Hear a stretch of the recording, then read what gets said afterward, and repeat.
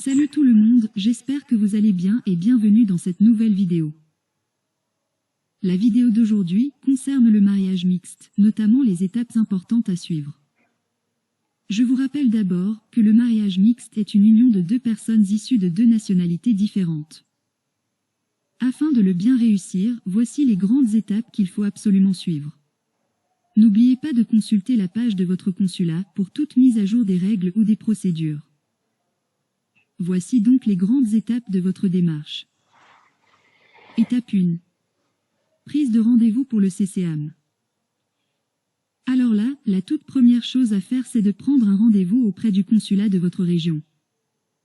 Pour cela, vous vous adresserez impérativement au consulat où se trouve le lieu de célébration du mariage correspondant sur la carte des circonscriptions consulaires de votre pays.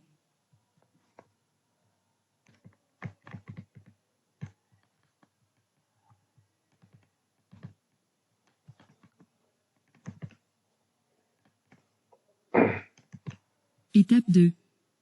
Publication des bans. Demandez la publication des bans et délivrance du certificat de capacité à mariage, CCM. Le dossier de publication des bans et de délivrance de certificat de capacité à mariage doit être déposé auprès du consulat général compétent à raison du lieu du mariage. La publication des bans est une formalité obligatoire qui précède la célébration du mariage. Elle consiste en l'affichage de votre projet de mariage dans les locaux du consulat général. Si l'un des futurs époux réside en France, l'affichage sera fait dans les locaux de la mairie de son domicile, à la demande exclusive du consulat général de France. Pour l'obtention du CCM, un délai minimum de 3 mois, à compter du dépôt du dossier complet au consulat général, est nécessaire pour l'établissement du CCM. Il est inutile de solliciter le consulat avant l'échéance de ces 3 mois, aucune réponse ne sera apportée.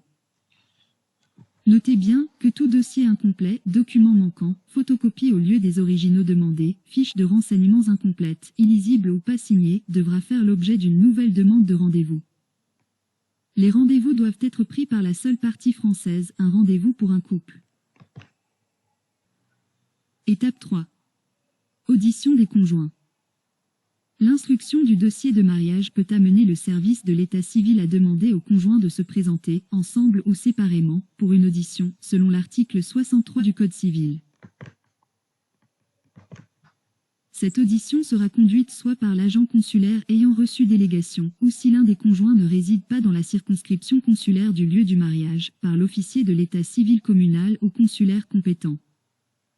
À l'issue de cette audition, l'officier d'état civil pourra décider de soumettre le dossier à l'appréciation du procureur de la République auprès du tribunal de grande instance de Nantes. Étape 4. Célébration du mariage.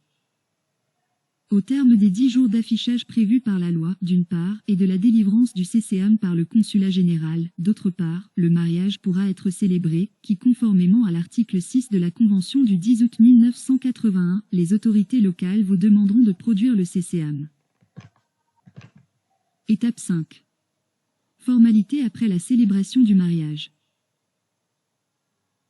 Une fois le mariage célébré, le conjoint français peut solliciter la transcription de l'acte de mariage sur les registres de l'état civil consulaire français, auprès du service central d'état civil à Nantes.